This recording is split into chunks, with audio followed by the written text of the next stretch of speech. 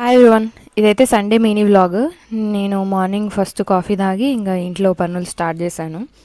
మేము హైదరాబాద్ నుంచి ఊరు వెళ్ళేటప్పుడు జస్ట్ గిన్నెలు కడిగేసి అన్నీ అక్కడ పెట్టేసి వెళ్ళాము. ఇప్పుడు అవన్నీ సర్దుతున్నాను. 10 days అయింది కదా, kitchen counter top, kitchen slab అంతా దుమ్ము దుమ్ము పట్టాయి. ఆ ఒక్కటి క్లీన్ చేసా. మళ్ళీ మా అన్నయ్య ఒక్కడే కదా అన్నీ చేసుకోలేడని హెల్ప్ చేసా కొంచెం. కౌంటర్ టాప్ క్లీన్ అయ్యాక ఇంకా మిక్సీ, ఓవెన్, రైస్ కుక్కర్ అన్నీ కూడా క్లీన్ చేశాక వచ్చే హ్యాపీనెస్సే వేరు కదా. పీస్ ఆఫ్ మైండ్ కూడా ఉంటుంది. దాని తర్వాత ఊరి నుంచి వచ్చాక మా అమ్మ పెట్టించిన పచ్చళ్ళన్నీ ఎవరిది వాళ్ళకి సర్దేశా. ఊరి నుంచి వచ్చేటప్పుడేమో అన్నీ కలిపి పెట్టుకొని వచ్చా. ఇక్కడికి వచ్చాక మాత్రం మా పెద్దన్నయ్యకి చిన్నన్నయ్యకి స్వీట్లు, కారాలు, పచ్చళ్ళు, చాక్లెట్లు అన్నీ సపరేట్ చేశా. ఇంకా అదంతా అయిపోయాక నేను బ్రేక్ఫాస్ట్ అయితే చేసుకుంటున్నాను.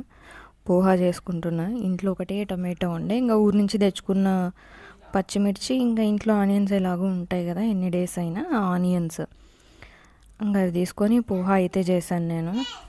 నేను పోహా చేసుకున్నానంటే మస్ట్ అండ్ షుడ్ పల్లీలు అయితే వేసుకుంటాను, కొంచెం ప్రోటీన్ ఇంటేక్ కోసం.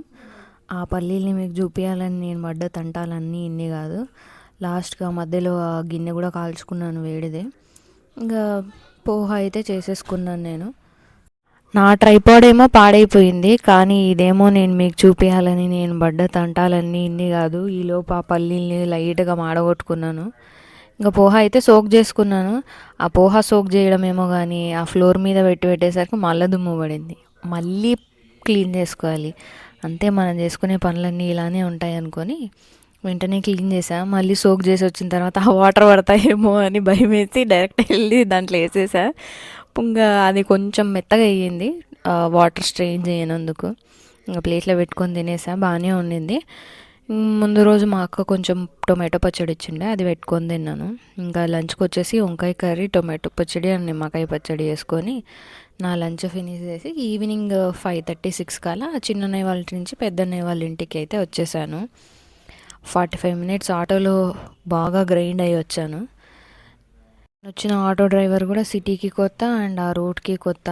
ఆయనేమో ఆయనకు గూగుల్ మ్యాప్ని ఫాలో అయ్యాడు కానీ మధ్యలో చోట మిస్ అయ్యాడు. నేనేమో ఆయన పిలుచుకెళ్తాడులే అని కూర్చున్నా. లాస్ట్కి లేట్గా వచ్చా ఇంటికి. ఇంకొచ్చాక అద్వైత్ నేను వీడియోస్ తీసుకున్నాం. డిన్నర్ అయితే coconut milk pulao, paneer curry, ఇంకా దోసకాయ రైతాతో మా డిన్నర్ని అయితే నేను ఇంకా అద్వైత్ ఫినిష్ చేసాం. Thanks for watching. Bye bye.